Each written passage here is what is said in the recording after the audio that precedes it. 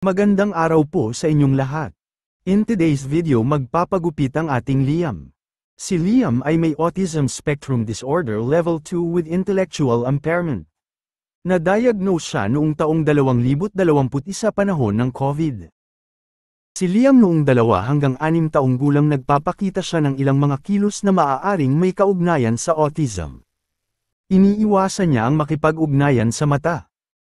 Paulit-ulit na tanong o salita, nagpapakita ng mga pag-uugaling mapanira, mas gusto ang paglalaro ng mag-isa at nakakaranas ng meltdown na emosyon kapag hindi nasusunod ang kanyang kagustuhan. Gayunpaman, nagpapakita rin siya ng pag-unlad, natututo siyang makipaglaro at makipag-ugnayan sa iba. Tumutulong na rin siya sa gawaing bahay at marunong na rin sa kanyang personal hygiene. NANI?! お前はもう死んでいる。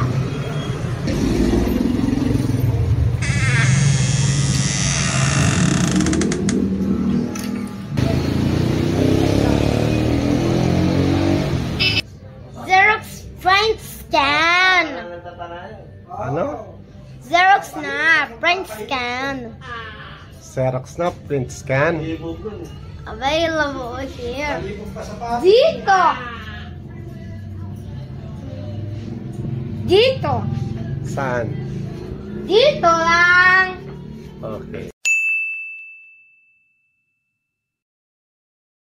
Guwapo.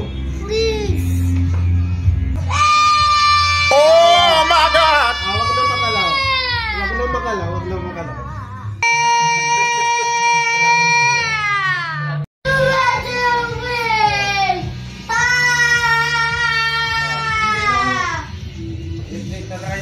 Kanya lang ha. Kanya lang ha.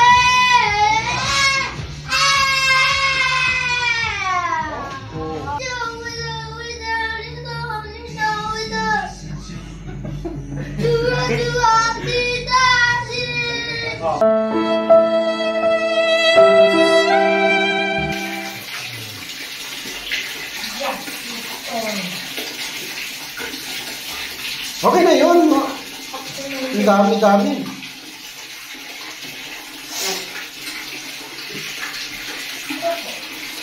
Sino nag-cry sa barbershop? Si Liam.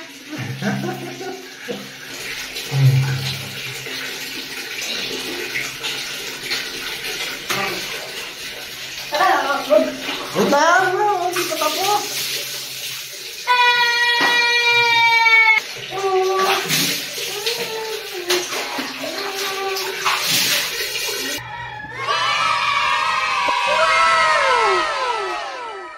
Thank you for watching. Please subscribe, follow, and share. Salamat po. Bye-bye. Please like, follow, and share, and subscribe to my channel.